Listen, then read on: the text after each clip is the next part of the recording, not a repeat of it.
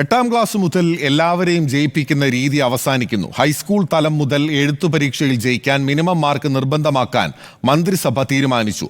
ആദ്യഘട്ടമായി 8ാം ക്ലാസ്സിലാണ് തീരുമാനം നടപ്പിലാക്കുക. 3 അധ്യയന വർഷം കൊണ്ട് ഹൈസ്കൂൾ തലത്തിലെ എല്ലാ ക്ലാസുകളിലും സബ്ജക്ട് മിനിമം നടപ്പാക്കാനാണ് സർക്കാരിന്റെ തീരുമാനം.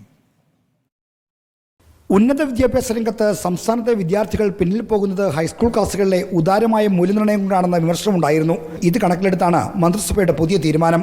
ഒരു വിഷയത്തിൽ എഴുത്തു പരീക്ഷയിലും നിരന്തര മൂല്യനിർണ്ണയത്തിലുമായി 30% മാർക്ക് നേടിയാൽ ജയിക്കാമെന്നതാണ് സംസ്ഥാനത്തെ നിലവിലുള്ള രീതി. എല്ലാവരെയും ജയിപ്പിക്കുന്ന ഈ രീതി അവസാനിപ്പിക്കുകയാണ്. ഇനി മുതൽ ഓരോ വിഷയത്തിലെയും എഴുത്തു പരീക്ഷയിൽ കുറഞ്ഞത് 30% മാർക്ക് നേടിയാലേ ജയിക്കാനാവൂ. ഇതാണ് ഇന്നത്തെ മന്ത്രിസഭാ തീരുമാനത്തിൻ്റെ ഫലം. ഹൈസ്കൂൾ ക്ലാസുകൾ മുഴുവനായി കൊണ്ടുവരാൻ ഉദ്ദേശിക്കുന്ന പരിഷ്കാരം ആദ്യഘട്ടത്തിൽ 8ാം ക്ലാസ്സിലാണ് നടപ്പിലാക്കുന്നത്. അടുത്ത അധ്യയന വർഷം മുതൽ 9ാം ക്ലാസ്സിലും 2026-27 അധ്യയന വർഷം 10ാം ക്ലാസ്സിലും മിനിമം മാർക്ക് സമ്പ്രദായം നടപ്പിലാകും. പൊതുവിദ്യാഭ്യാസ വകുപ്പ് സംഘടിപ്പിച്ച എഡ്യൂക്കേഷണൽ കോൺക്ലേവിലുണ്ടായ നിർദ്ദേശങ്ങളുടെ അടിസ്ഥാനത്തിലാണ് പരിഷ്കാരം കൊണ്ടുവരുന്നത്.